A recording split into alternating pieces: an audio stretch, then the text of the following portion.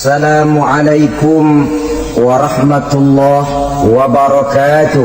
Waalaikumsalam warahmatullahi wabarakatuh. Saudara hadirin kaum muslimin rahimakumullah. Rumah tangga yang pandai bersyukur, berapapun kecilnya nikmat, bukan kecilnya yang dia lihat, tapi karunia Allah yang dinilai.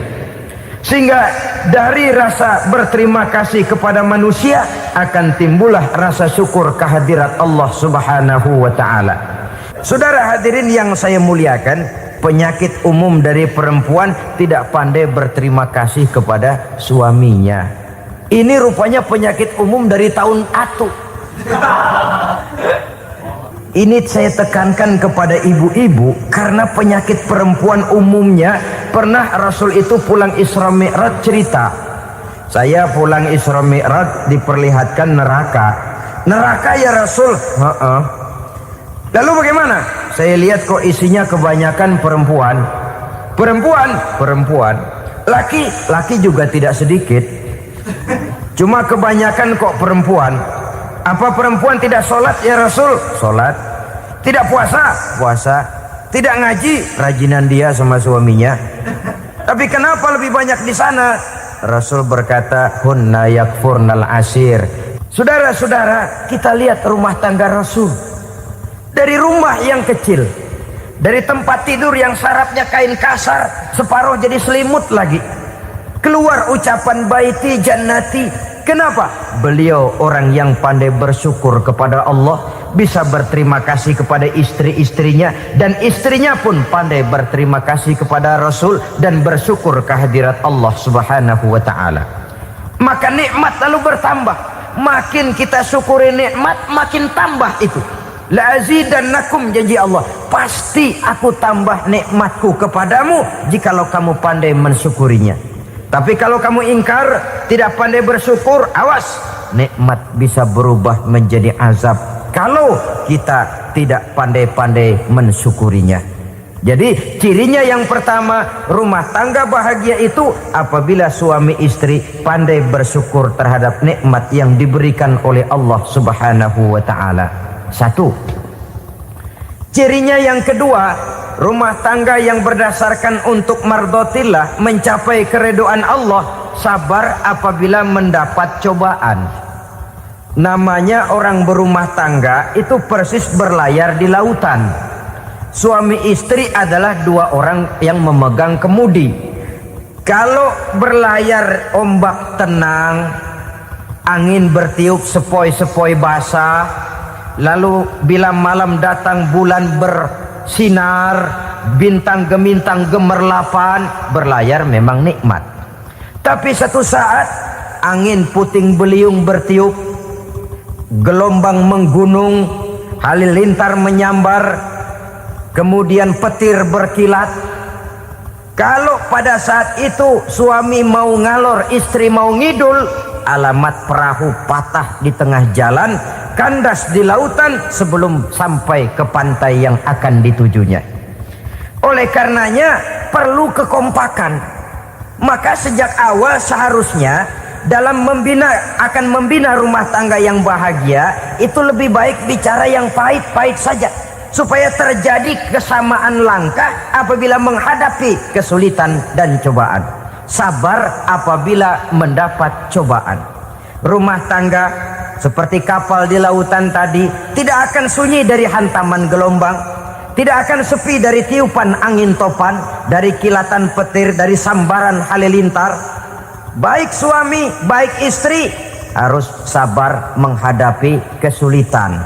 Kadang kesulitan dari segi ekonomi, kadang kesulitan dari segi mengarahkan dan mendidik anak-anak, kadang kesulitan karena banyak orang yang hasut dengan kita, kadang kesulitan berbagai macam lah yang menyebabkan kesulitan. Rumah tangga yang bertujuan mencapai ridho Allah sabar menghadapi segala macam kesulitan.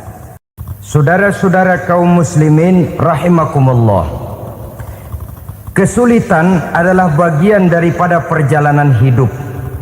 Siapa orangnya yang tidak pernah menemukan kesulitan dalam kehidupan? Rasanya hampir tidak ada. Dan memang kesulitan bukan untuk ditakuti. kesulitan justru untuk diatasi, dicarikan jalan keluarnya. Begitulah suami istri yang bertujuan mencari ridho Allah. Manakala suami berada dalam kesulitan, istri mencarikan jalan keluar atau berusaha memberikan jalan keluar. Sebaliknya, manakala istri dalam kesulitan, suami bisa mencarikan jalan keluarnya, sabar dalam menghadapi segala macam kesulitan. Dalam surah Luqman ayat 17, Allah Subhanahu wa taala berfirman, "Wasbir 'ala ma asabak, inna dzalika min azmil umur." Dan bersabarlah terhadap apapun yang menimpa kamu. Bersabarlah terhadap segala kesulitan yang kamu hadapi, karena sesungguhnya yang demikian itu merupakan sebagian dari perkara-perkara yang telah ditetapkan oleh Allah Subhanahu wa taala. Saudara-saudara kaum muslimin yang berbahagia, kunci sabar sesungguhnya terletak pada keyakinan bahwa segala sesuatu berasal dari Allah dan segalanya akan kembali kepada Allah Subhanahu wa taala. Rumah tangga yang sabar di dalam menghadapi kesulitan-kesulitan biasanya akan lebih mudah mencari jalan keluar. Tapi kalau sedikit kesulitan datang, kita tertimpa oleh kepanikan, oleh kegelisahan, dan oleh ketakutan yang tidak beralasan, maka kesulitan itu bukan saja tidak dapat diatasi, malah rasanya akan menjadi semakin besar di dalam kehidupan kita. Tidak ada rumah tangga yang tidak pernah berhadapan dengan kesulitan, bagaimanapun besarnya rumah tangga itu. Itulah sebabnya kita memerlukan orang lain. Hidup berumah tangga itu seperti orang punya mata. Kalau mata kita kelilipan, kalau mata orang lain kelilipan, gampang kita tiup. Tapi kalau mata kita sendiri yang kena kelilipan, tentu kita memerlukan orang lain untuk meniupnya. Oleh karenanya, suami istri harus saling mencarikan jalan keluarnya. Walaupun kerjanya berbeda, suaminya pergi mencari nafkah, istrinya berdoa di rumah. Kalau perlu melakukan sholat duha, mendoakan agar usaha suaminya dimudahkan, dan begitu selanjutnya. Sehingga dengan adanya kebersamaan, walaupun tidak selalu bersama-sama, maka masing-masing melaksanakan tugas dengan tenang dan merasa yang satu berbuat untuk kepentingan yang lain. Inilah cirinya yang kedua, sabar bila mendapat dan berhadapan dengan segala macam kesulitan. Kadang orang mendapat kesulitan itu berkeluh kesah. Bukan berkeluh kesah, tapi mencari jalan keluar dan mengambil hikmah yang ada di dalamnya apa. Karena bukan kemudahan, kesulitan yang membuat orang dewasa. Bukan kemudahan, tapi kesulitan yang membuat orang berpikir, dinamis, kreatif. Kalau seluruh jalan yang kita tempuh mudah saja, gampang saja, rasanya monoton kita ini. Kehilangan dinamika dalam perjuangan. Kesulitan yang membuat orang matang, kesulitan yang menempa kepribadian untuk lebih dewasa menghadapi bahtera kehidupan, membuat pandangan makin arif, wawasan makin luas, dan analisa semakin tajam. Sama saja dalam hidup. Sesungguhnya pujian sering menjadi racun, dan caci maki kalau kita tanggapi secara positif sering membuat kita makin dewasa. Jarang orang berpikir kalau dipuji, tapi baru dia merenung dan mencari diri setelah dicaci maki dan dikritik habis-habisan. Walaupun watak umum manusia senang dipuji, marah kalau dicaci maki. Biasanya kalau ketemu cewek cakep, kita bilang, "Kamu cakep deh." Dia paling bilang, "Ah, abang bisa aja." Walaupun dia bilang, "Ah, abang bisa aja," hidungnya mah tetap mekar. Senang kalau dipuji, itu kecenderungan manusia. Marah kalau dicaci maki, marah kalau dikritik. Tapi sesungguhnya pujian sering jadi racun, caci maki sering jadi obat. Orang takut minum obat karena pahitnya, padahal efeknya itu akan lebih memberikan kesehatan kepadanya. Orang takut menghadapi kritik, orang takut dan tidak ingin dicaci maki, padahal itulah yang sesungguhnya menjadi cambuk kalau tidak dia salah tanggap, menjadi sugesti yang mendorong dia lebih maju lagi. Karena memang bukan pujian, tapi caci maki dan kritik yang membuat kita makin berpikir tajam.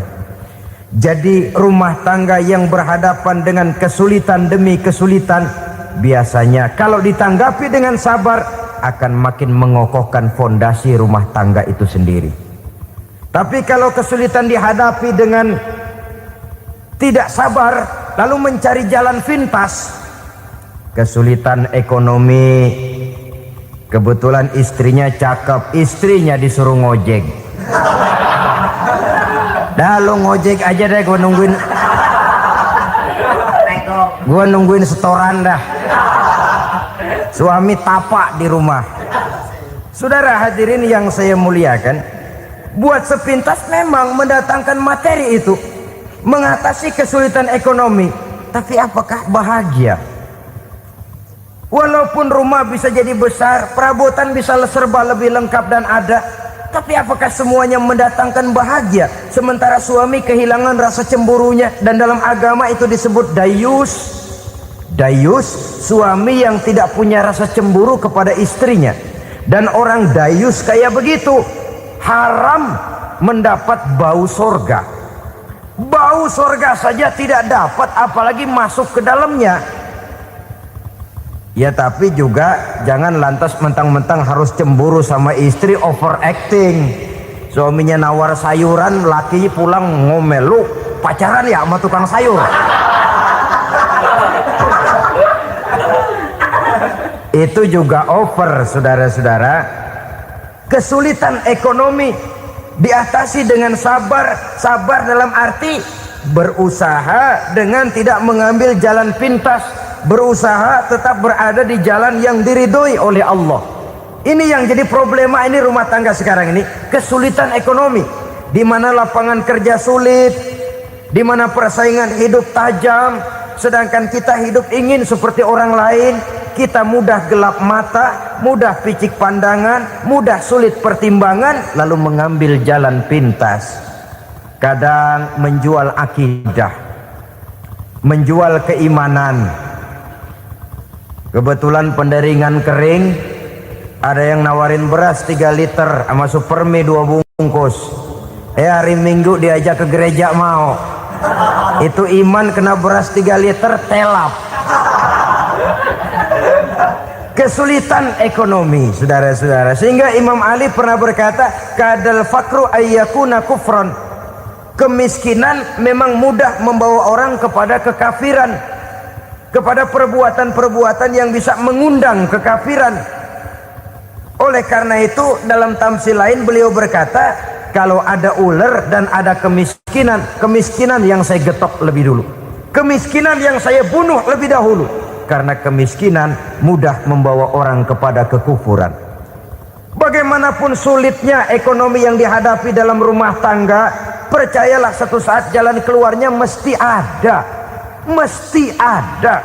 Jangan sampai mengambil jalan pintas yang membuat kita keluar dari jalan yang ditinjau dari segi kemasyarakatan pun mendatangkan aib, ditinjau dari kehormatan berkeluarga pun mendatangkan nista, ditinjau dari segi ekonomi pun barangkali tidak akan mendatangkan kelimpahan materi. Jalan pintas pada umumnya, saudara-saudara, hanya memberikan kenikmatan yang sekejap. Dan apalah itu artinya kalau harus mengorbankan kesenangan yang abadi dan kekal. Kadang-kadang mengorbankan anaknya sendiri, anaknya dikomersilkan. Pokoknya siapa yang nyamper lu berangkat aja dah. Asal pulang nenteng pisang sama jeruk sebongsang, orang tua udah anteng aja udah. Saudara hadirin yang saya muliakan, setiap kita selalu berhadapan dengan kesulitan. Karena itu rumah tangga yang bertujuan mencapai mardhatillah, mereka sabar dalam menghadapi kesulitan. Tidak ada beras, puasa saja, puasa sunnah, puasa sunnah. Lapar tapi ada pahalanya, daripada tidak puasa lalu ngegerundel. Brengsek Tuhan. Sembahyang melulu lapar juga. Sudah lapar tidak berpahala. Bukankah Rasulullah sendiri kalau pulang ke rumah Aisyah lalu berkata, "Ya Humairah, ada makanan hari ini? Ada makanan yang?" "Enggak ada, Bang." "Alhamdulillah, kalau begitu saya puasa." Pulang dari mana-mana perut lapar, mau makan tidak ada makanan, bukan marah, bukan ngamuk, puasa. Maka boleh puasa sunnah, niatnya udah siang, jam 10, jam 11, asal dari pagi belum makan apa-apa.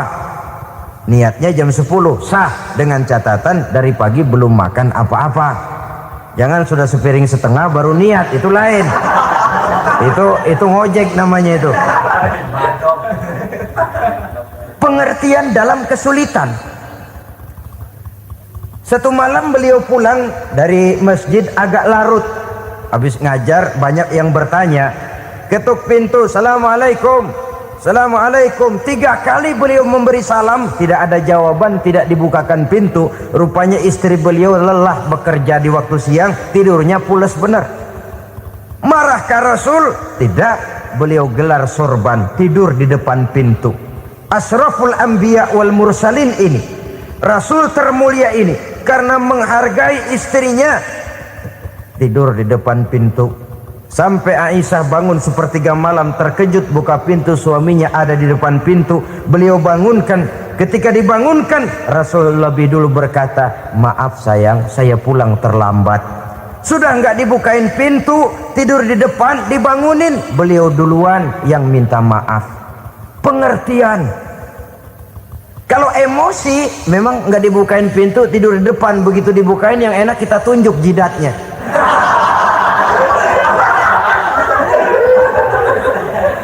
Saudara hadirin yang saya muliakan, kesulitan di dalam kehidupan merupakan bagian daripada kehidupan, bukan untuk ditakuti tapi untuk diatasi, bukan untuk dihindarkan tapi dicarikan jalan keluarnya. Hadapilah kesulitan dengan baik sangka kepada Allah, dengan lapang dada dan dengan tetap bersabar menghadapinya. Kenapa? Karena tujuan kita mendirikan rumah tangga, mencapai ridho Allah.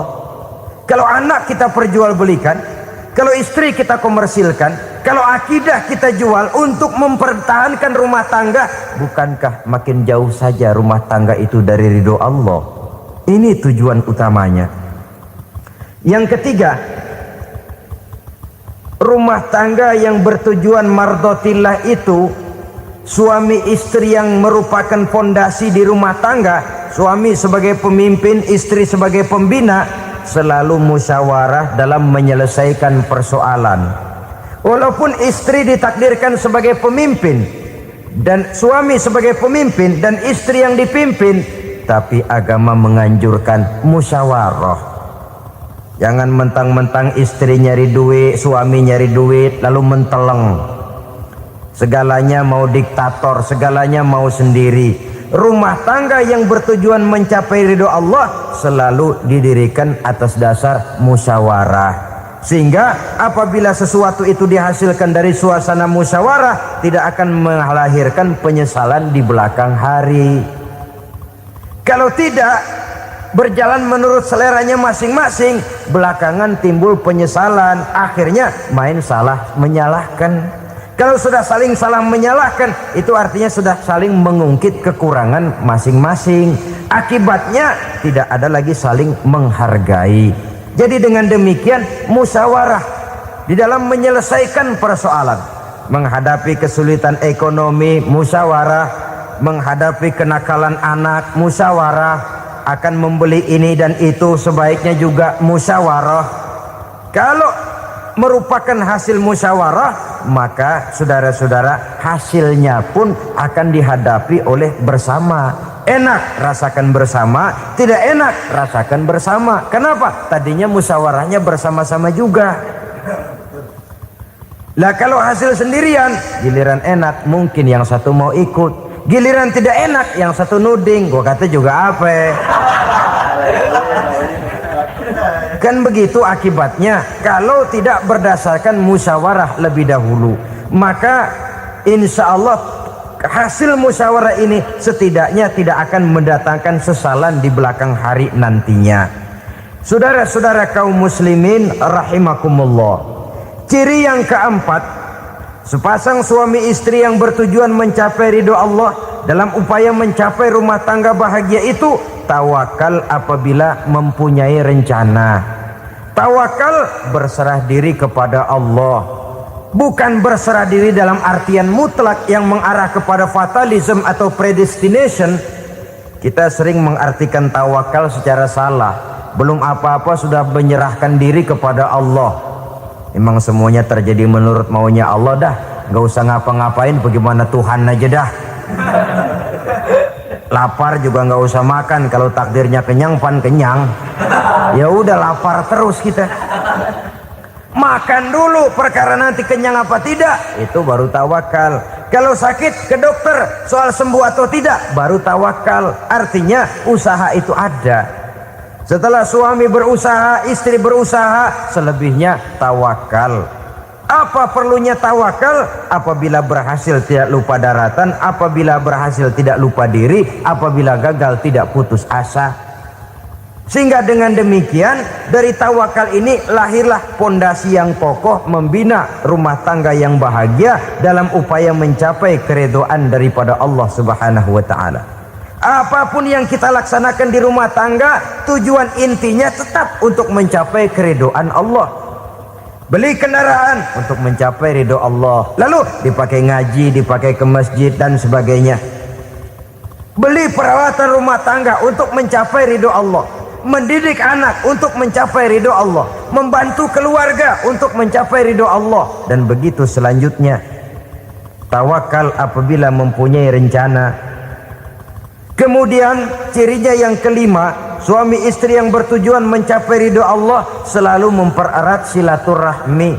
Sebab seperti sudah saya sampaikan pada pertemuan terdahulu, dalam berumah tangga itu ada orang tua, ada mertua. Itu cuma perbedaan istilah, tapi hakikatnya adalah sama. Jangan karena perbedaan istilah lalu menyebabkan kita berbeda sikap. Kalau sudah berbeda sikap, tentu akan melahirkan perasaan yang tidak simpatik. Sebaiknya suami istri kalau sudah berumah tangga, jadikanlah orang tua tempat cerita yang enak saja. Yang tidak enak telan berdua, yang pahit rasakan berdua, kesusahan dan kesulitan atasi berdua. Giliran enak ngomong sama orang tua, giliran senang cerita sama mertua. Sekarang kan kita balik, kalau lagi senang duitnya banyak, anteng di rumah, kalem aja. Tapi lalu waktu susah, waktu susah, cerita kepada orang tuanya, cerita kepada mertuanya. Lalu kapan kita mau menyenangkan orang tua? Sudahlah mereka susah mendidik kita di waktu kecil, membesarkan kita, melakukan segala macam pengorbanan. Demi setelah kita berumah tangga, kesulitan rumah tangga kita tumpahkan juga kepada mereka. Pererat silaturahmi dan usahakan agar seluruh keluarga hanya menjadi tempat kita cerita yang enak-enak saja. Istilah sehari-harinya, kalau di rumah kita makan sama sayur bayam, keluar rumah diem, malah seluitan. Tetangga tanya, lu makan kayaknya enak banget apa sih? Daging ayam.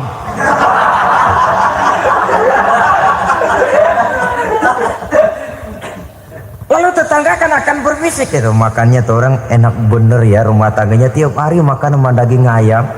Biarlah paling kurang itu jadi doa, daripada kita makan sama kangkung lalu ribut ngomel di mana-mana. Gua kesel banget sama bini gua. Di warung ceritanya lagi. Kenapa? Saban sari gue direbusin kangkung mulu. Brengsek. Di warung cerita ada RT, ada RW. Gara-gara makan sama kangkung se-RT tahu. Akhirnya mungkin kalau kita berangkat orang hitung dari jauhan. Lihat, kangkung liwat gitu.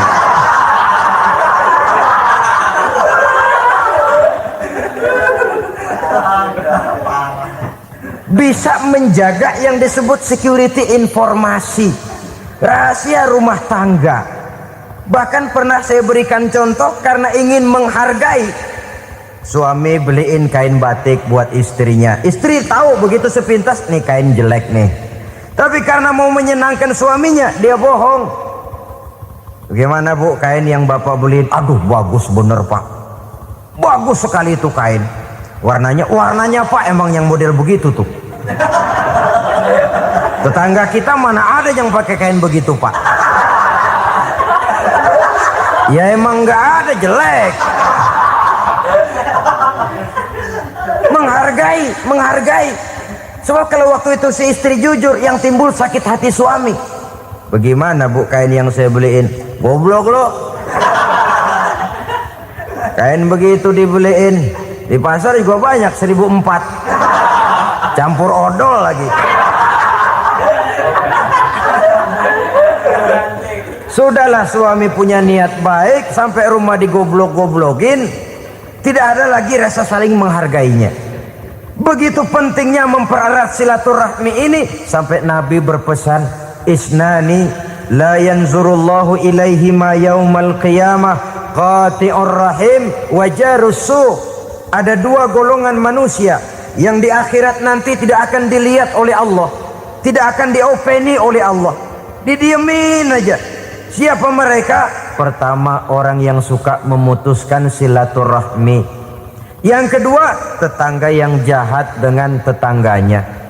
Dua golongan manusia ini, pemutus silaturahmi, kemudian juga tetangga yang jahat dengan tetangganya, ini tidak akan dipandang oleh Allah di hari akhirat nanti. Jadi pererat silaturahmi, sebab kita ini zon politikan, makhluk yang bermasyarakat, yang tidak bisa hidup sendirian. Setiap kita memerlukan orang lain. Kita disebut kaya karena ada yang miskin. Kita disebut alim karena ada yang awam. Kita disebut berkuasa karena ada rakyat jelata. Tanpa rakyat tidak ada penguasa. Tanpa yang miskin tidak ada orang kaya. Kalau tidak ada yang jelek, siapa yang bilang cakep? Karena ngimbangi. Saudara hadirin, atas dasar ini mestinya kita selalu bersyukur dalam segala posisi. Tidak lalu salah terima kepada karunia yang diberikan Allah kepada kita. Saudara hadirin yang saya hormati, pererat silaturahmi, jadikan orang-orang tua kita tempat kita cerita yang enak-enak saja. Yang tidak enak, telan sendiri, usahakan sendiri, carikan jalan keluarnya sendiri. Setidaknya ya diam sajalah. Kalau belum bisa membalas budi baik orang tua, setidaknya jangan menyakiti hati orang tua kita. Sudah lelah dan payah dia mengasuh kita, membesarkan kita, merawat kita, demi setelah kita berumah tangga, seluruh kesulitan kita bawa lagi kepadanya. Karena itu buat para istri juga ini perhatian. Kalau dimarahi suami, jangan cepat-cepat pulang ke rumah orang tuanya. Nggak boleh diomelin dikit, main buntal aja. Gua pulang dah. Pulang. Sampai sana cerita habis-habisan, dikucek kejelekan suaminya. Nanti 2-3 hari balik aja lagi. Kan nggak lucu jadinya. Saudara hadirin, begitu juga suami. Mencaci maki habis istrinya, 2-3 hari bayar aja lagi. Konyol, istrinya sudah dicaci maki habis-habisan, dijeleki leluhur-leluhurnya, 2-3 hari baik lagi, mesraan lagi. Kata bininya dalam hati, gua lu jelekin juga, lu pakai juga, payah.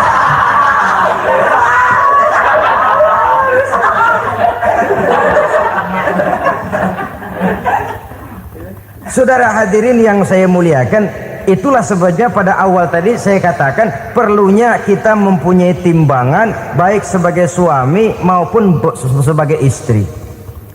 Nah, dari mempererat silaturahmi ini akan terjalin rasa kekeluargaan.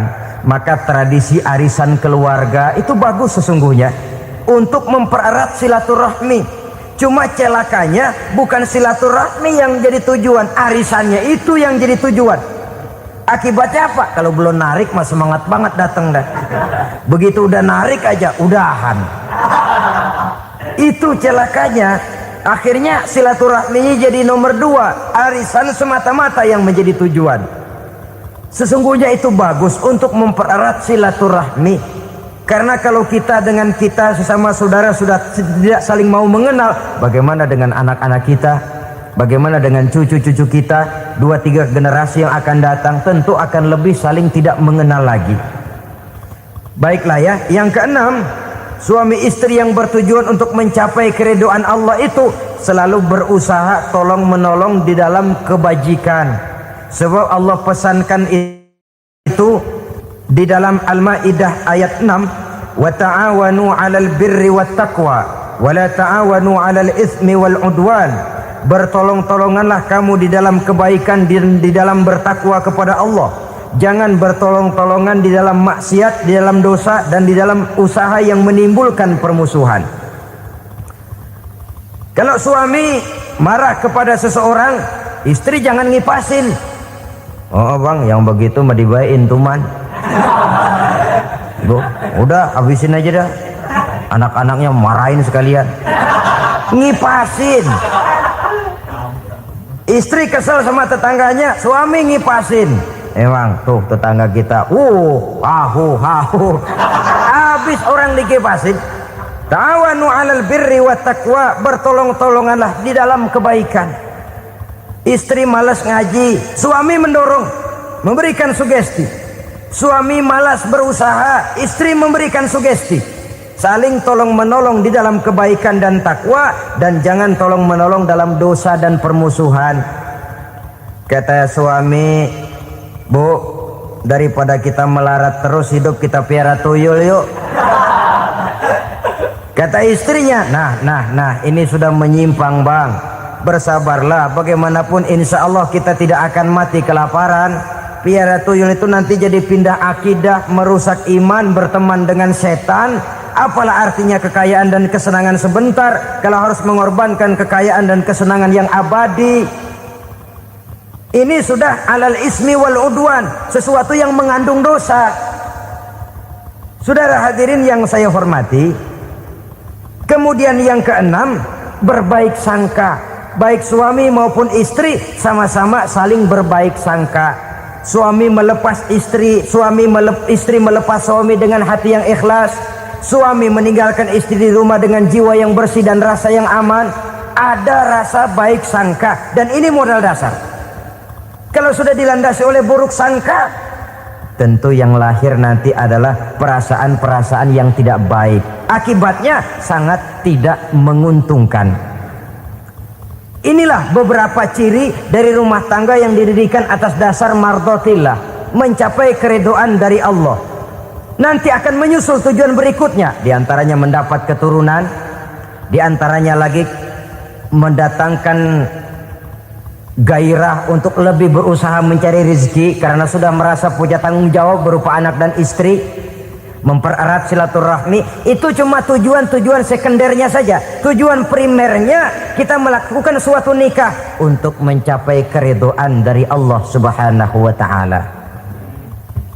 Silakan punya istri cantik, kaya, tapi tujuan utamanya kita membina rumah tangga untuk mencapai ridho dari Allah. Karena itu dasarnya mawaddatan warahmah. Jangan cuma cinta, tapi juga kasih sayang. Cinta, kecenderungan kepada jasmani akan berakhir, tapi kasih sayang, kecenderungan kepada rohani, makin tua malah makin erat, makin tua malah makin mesra. Sehingga kadang kita menampak kakek-kakek dan nenek-nenek lagunya kayak pengantin baru. Apa cinta-cintaan? Tidak. Bagaimana kakek-kakek sama nenek-nenek harus bilang I love you? Yang masih ada itu waktu itu mawaddah, kasih dan sayang. Itu yang akan kekal, itu yang akan abadi. Tanpa materi orang sulit untuk bahagia, tapi materi semata bukan jaminan orang untuk bahagia. Nah, ciri yang terakhir dari rumah tangga yang bertujuan mencapai ridho Allah, sinar agama kelihatan di dalamnya. Baik suami maupun istri sama-sama orang yang taat melaksanakan ajaran agama. Saudara-saudara kaum muslimin rahimakum, dan maha mampu. Sedekah ini menambah panjang umur dan menyelamatkan. Perlunya apa?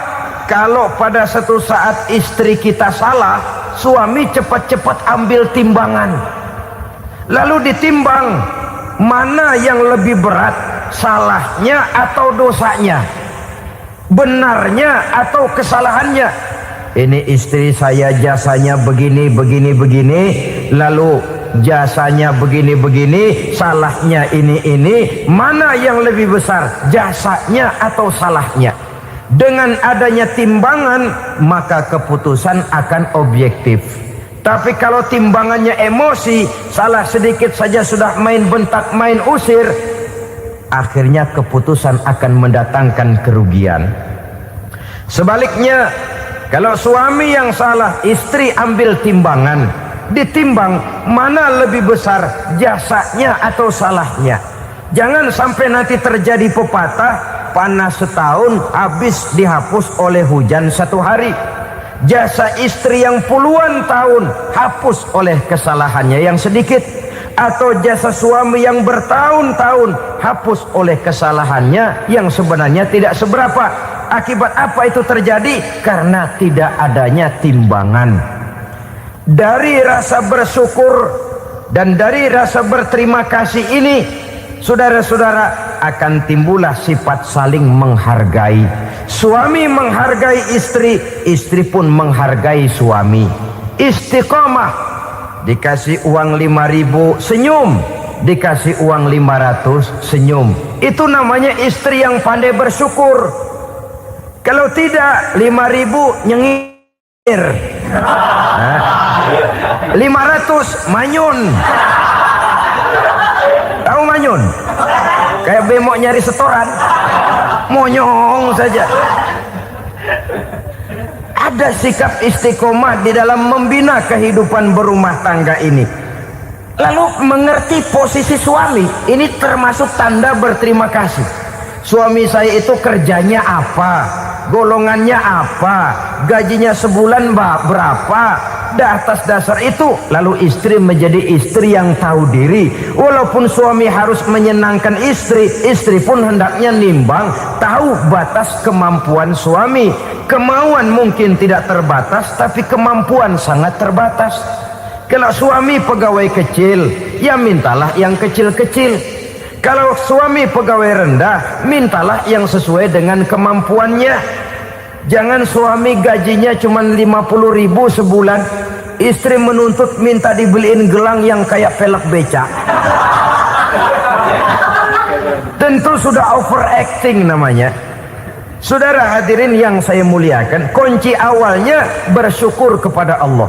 Kalau sudah bisa berterima kasih kepada manusia, hati ini akan mudah bersyukur kepada Allah.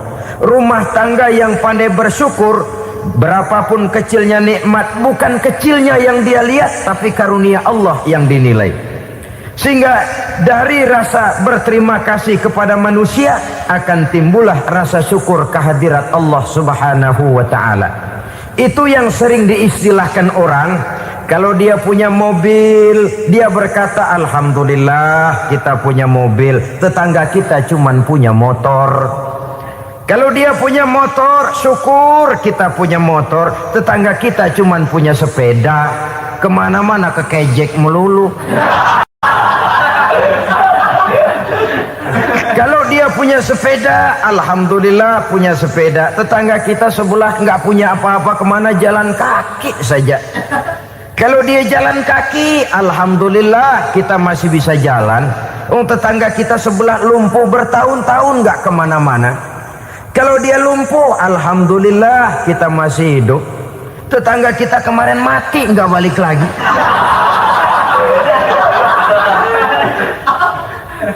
Lalu akan timbul rasa syukur.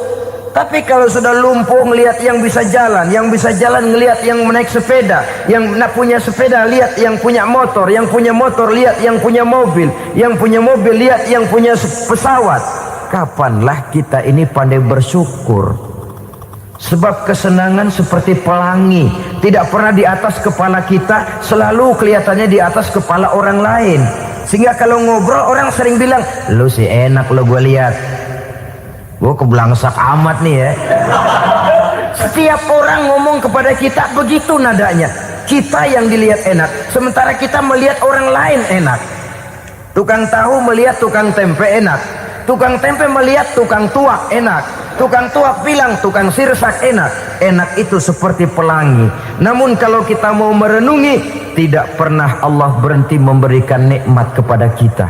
Sejak kita bangun tidur sampai kita tidur kembali, bahkan tidur itu sendiri, seluruhnya tidak pernah putus dari nikmat Allah.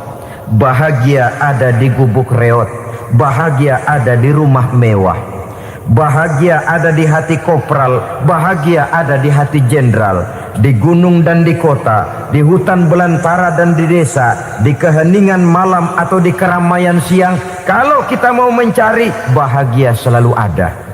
Tapi hati yang tidak pandai bersyukur, bagaimanapun banyak kebahagiaan yang meliputi hidupnya, dia tidak akan pernah pandai mensyukurinya. Maka berterima kasihlah kepada istri, berterima kasihlah kepada suami, bersyukurlah kehadirat Allah Subhanahu wa ta'ala. Saya sering mengatakan, sebaliknya seorang suami bagaimanapun kondisi istrinya, kalau itu memang jodohnya, beranilah berkata, istriku adalah Romeoku, istriku adalah Julietku, atau istriku adalah Sri Kandiku. Biarin pengkor ya pengkor, gak ada urusan.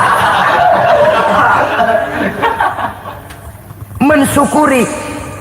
Kalau tidak mensyukuri, yang timbul lalu sesalan. Kalau sudah sesalan, mudah umpat mengumpat, caci mencaci dalam rumah tangga, lalu terjadilah kegaduhan. Ketenangan sulit kalau sudah tidak ada unsur saling menghargai itu.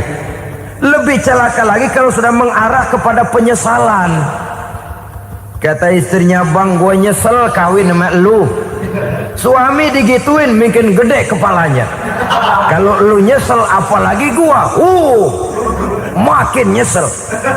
Iya, coba pikir bertahun-tahun kita berumah tangga, memangnya abang bisa beliin apa sama saya?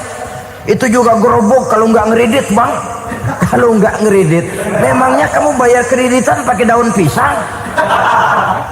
Saudara hadirin yang saya hormati, ini saya tekankan kepada ibu-ibu karena penyakit perempuan umumnya.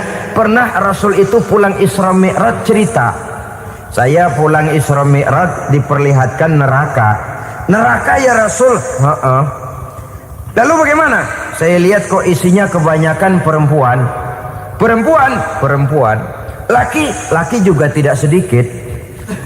Cuma kebanyakan kok perempuan. Apa perempuan tidak sholat ya Rasul? Sholat. Tidak puasa? Puasa. Tidak ngaji? Rajinan dia sama suaminya. Tapi kenapa lebih banyak di sana? Rasul berkata, hunna yakfurnal asir. Penyakit umum dari perempuan tidak pandai berterima kasih kepada suaminya. Ini rupanya penyakit umum dari tahun atu. Saudara hadirin yang saya muliakan, jadi rumah tangga yang didirikan atas dasar mencapai ridho Allah, maka kelihatan dari pasangan suami istri menjadi orang yang pandai bersyukur terhadap nikmat. Bukankah dalam surah Ibrahim ayat 7 Allah berjanji, la in syakartum la azidannakum wa la in kafartum inna azabi lasyadid. Kalau kamu pandai bersyukur, aku tambah nikmatku. Kalau kamu ingkar, tidak mau bersyukur, azabku itu hebat dan pedih. Rumah tangga yang suami istrinya tidak bersyukur disiksa oleh perasaannya sendiri. Tetangganya dapat nikmat, dia yang meriang. Tetangganya dapat kesenangan, dia yang sakit hati. Dia tidak melihat nikmat yang diberikan kepadanya. Nikmat yang orang lain punya aja yang diincar. Nikmat orang lain aja dihitung-hitung. Tangga kita, saya baru habis beli yang sebelah belilir habis beli kukusan. Cuma sekedar kukusan saja. Orang lain beli apa-apa jadi bahan diskusi di rumahnya. Orang lain saja yang diusut. Timbul dendam kesumatnya, timbul hasutnya. Dia tidak bersyukur dengan nikmat yang ada dalam rumah tangganya. Isi rumah tangga semacam itu disiksa oleh perasaan hasutnya sendiri. Jauh dari kebahagiaan, kering hatinya, miskin jiwanya, merana batinnya. Kalau sudah ke sana, jauhlah rumah tangga dari pantulan sinar kebahagiaan. Saudara-saudara, kita lihat rumah tangga Rasul. Dari rumah yang kecil, dari tempat tidur yang sarapnya kain kasar, separuh jadi selimut lagi. Keluar ucapan baiti jannati. Kenapa? Beliau orang yang pandai bersyukur kepada Allah, bisa berterima kasih kepada istri-istrinya, dan istrinya pun pandai berterima kasih kepada Rasul dan bersyukur kehadirat Allah Subhanahu wa taala. Maka nikmat lalu bertambah. Makin kita syukuri nikmat, makin tambah itu. La azidannakum, janji Allah, pasti aku tambah nikmatku kepadamu jikalau kamu pandai mensyukurinya. Tapi kalau kamu ingkar, tidak pandai bersyukur, awas, nikmat bisa berubah menjadi azab kalau kita tidak pandai-pandai mensyukurinya. Jadi cirinya yang pertama, rumah tangga bahagia itu apabila suami istri pandai bersyukur terhadap nikmat yang diberikan oleh Allah Subhanahu wa taala. Satu. Cirinya yang kedua, rumah tangga yang berdasarkan untuk mardotillah, mencapai keredoan Allah, sabar apabila mendapat cobaan. Namanya orang berumah tangga itu persis berlayar di lautan. Suami istri adalah dua orang yang memegang kemudi. Kalau berlayar ombak tenang, angin bertiup sepoi-sepoi basah, lalu bila malam datang bulan bersinar, bintang gemintang gemerlapan, berlayar memang nikmat. Tapi satu saat angin puting beliung bertiup, gelombang menggunung, halilintar menyambar, kemudian petir berkilat. Kalau pada saat itu suami mau ngalor, istri mau ngidul, alamat perahu patah di tengah jalan, kandas di lautan sebelum sampai ke pantai yang akan ditujunya. Oleh karenanya perlu kekompakan. Maka sejak awal seharusnya dalam akan membina rumah tangga yang bahagia itu lebih baik bicara yang pahit-pahit saja, supaya terjadi kesamaan langkah apabila menghadapi kesulitan dan cobaan. Sabar apabila mendapat cobaan. Rumah tangga seperti kapal di lautan tadi tidak akan sunyi dari hantaman gelombang, tidak akan sepi dari tiupan angin topan, dari kilatan petir, dari sambaran halilintar. Baik suami, baik istri harus sabar menghadapi kesulitan. Kadang kesulitan dari segi ekonomi, kadang kesulitan dari segi mengarahkan dan mendidik anak-anak, kadang kesulitan karena banyak orang yang hasut dengan kita, kadang kesulitan berbagai macam lah yang menyebabkan kesulitan. Rumah tangga yang bertujuan mencapai ridho Allah sabar menghadapi segala macam kesulitan.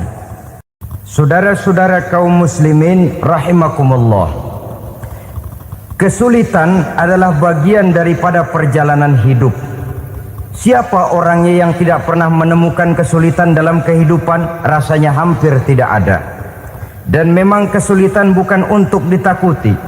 Kesulitan justru untuk diatasi, dicarikan jalan keluarnya. Begitulah suami istri yang bertujuan mencari ridho Allah. Manakala suami berada dalam kesulitan, istri mencarikan jalan keluar atau berusaha memberikan jalan keluar. Sebaliknya, manakala istri dalam kesulitan, suami bisa mencarikan jalan keluarnya. Sabar dalam menghadapi segala macam kesulitan. Dalam surah Luqman ayat 17, Allah Subhanahu wa taala berfirman, "Wasbir 'ala ma asabak, inna dzalika min azmil umur." Dan bersabarlah terhadap apapun yang menimpa kamu. Bersabarlah terhadap segala kesulitan yang kamu hadapi, karena sesungguhnya yang demikian itu merupakan sebagian dari perkara-perkara yang telah ditetapkan oleh Allah Subhanahu wa taala. Saudara-saudara kaum muslimin yang berbahagia, kunci sabar sesungguhnya terletak pada keyakinan bahwa segala sesuatu berasal dari Allah dan segalanya akan kembali kepada Allah Subhanahu wa taala. Rumah tangga yang sabar di dalam menghadapi kesulitan-kesulitan biasanya akan lebih mudah mencari jalan keluar. Tapi kalau sedikit kesulitan datang, kita tertimpa oleh kepanikan, oleh kegelisahan, dan oleh ketakutan yang tidak beralasan, maka kesulitan itu bukan saja tidak dapat diatasi, malah rasanya akan menjadi semakin besar di dalam kehidupan kita. Tidak ada rumah tangga yang tidak pernah berhadapan dengan kesulitan, bagaimanapun besarnya rumah tangga itu. Itulah sebabnya kita memerlukan orang lain. Hidup berumah tangga itu seperti orang punya mata. Kalau mata kita kelilipan, kalau mata orang lain kelilipan, gampang kita tiup. Tapi kalau mata kita sendiri yang kena kelilipan, tentu kita memerlukan orang lain untuk meniupnya. Oleh karenanya, suami istri harus saling mencarikan jalan keluarnya. Walaupun kerjanya berbeda, suaminya pergi mencari nafkah, istrinya berdoa di rumah. Kalau perlu melakukan sholat duha, mendoakan agar usaha suaminya dimudahkan, dan begitu selanjutnya. Sehingga dengan adanya kebersamaan, walaupun tidak selalu bersama-sama, maka masing-masing melaksanakan tugas dengan tenang dan merasa yang satu berbuat untuk kepentingan yang lain. Inilah cirinya yang kedua, sabar bila mendapat dan berhadapan dengan segala macam kesulitan. Kadang orang mendapat kesulitan itu berkeluh kesah. Bukan berkeluh kesah, tapi mencari jalan keluar dan mengambil hikmah yang ada di dalamnya apa. Karena bukan kemudahan, kesulitan yang membuat orang dewasa. Bukan kemudahan, tapi kesulitan yang membuat orang berpikir, dinamis, kreatif. Kalau seluruh jalan yang kita tempuh mudah saja, gampang saja, rasanya monoton kita ini. Kehilangan dinamika dalam perjuangan. Kesulitan yang membuat orang matang, kesulitan yang menempa kepribadian untuk lebih dewasa menghadapi bahtera kehidupan, membuat pandangan makin arif, wawasan makin luas, dan analisa semakin tajam. Sama saja dalam hidup. Sesungguhnya pujian sering menjadi racun, dan caci maki kalau kita tanggapi secara positif sering membuat kita makin dewasa. Jarang orang berpikir kalau dipuji, tapi baru dia merenung dan mencari diri setelah dicaci maki dan dikritik habis-habisan. Walaupun watak umum manusia senang dipuji, marah kalau dicaci maki. Biasanya kalau ketemu cewek cakep, kita bilang, kamu cakep deh. Dia paling bilang, ah abang bisa aja. Walaupun dia bilang, ah abang bisa aja, hidungnya mah tetap mekar. Senang kalau dipuji, itu kecenderungan manusia. Marah kalau dicaci maki, marah kalau dikritik. Tapi sesungguhnya pujian sering jadi racun, caci maki sering jadi obat. Orang takut minum obat karena pahitnya, padahal efeknya itu akan lebih memberikan kesehatan kepadanya. Orang takut menghadapi kritik, orang takut dan tidak ingin dicaci maki, padahal itulah yang sesungguhnya menjadi cambuk kalau tidak dia salah tanggap, menjadi sugesti yang mendorong dia lebih maju lagi. Karena memang bukan pujian, tapi caci maki dan kritik yang membuat kita makin berpikir tajam. Jadi rumah tangga yang berhadapan dengan kesulitan demi kesulitan, biasanya kalau ditanggapi dengan sabar akan makin mengokohkan fondasi rumah tangga itu sendiri. Tapi kalau kesulitan dihadapi dengan tidak sabar, lalu mencari jalan pintas, kesulitan ekonomi, kebetulan istrinya cakep, istrinya disuruh ngojek. Dah lu ngojek aja deh, gua nungguin setoran dah. Suami tapak di rumah. Saudara hadirin yang saya muliakan, buat sepintas memang mendatangkan materi itu, mengatasi kesulitan ekonomi, tapi apakah bahagia? Walaupun rumah bisa jadi besar, perabotan bisa serba lebih lengkap dan ada, tapi apakah semuanya mendatangkan bahagia? Sementara suami kehilangan rasa cemburunya, dan dalam agama itu disebut dayus. Dayus, suami yang tidak punya rasa cemburu kepada istrinya. Dan orang dayus kayak begitu haram mendapat bau sorga. Bau sorga saja tidak dapat, apalagi masuk ke dalamnya. Ya tapi juga jangan lantas mentang-mentang harus cemburu sama istri overacting. Suaminya nawar sayuran, laki pulang ngomel, lu pacaran ya sama tukang sayur. Itu juga over, saudara-saudara. Kesulitan ekonomi diatasi dengan sabar. Sabar dalam arti berusaha dengan tidak mengambil jalan pintas, berusaha tetap berada di jalan yang diridhoi oleh Allah.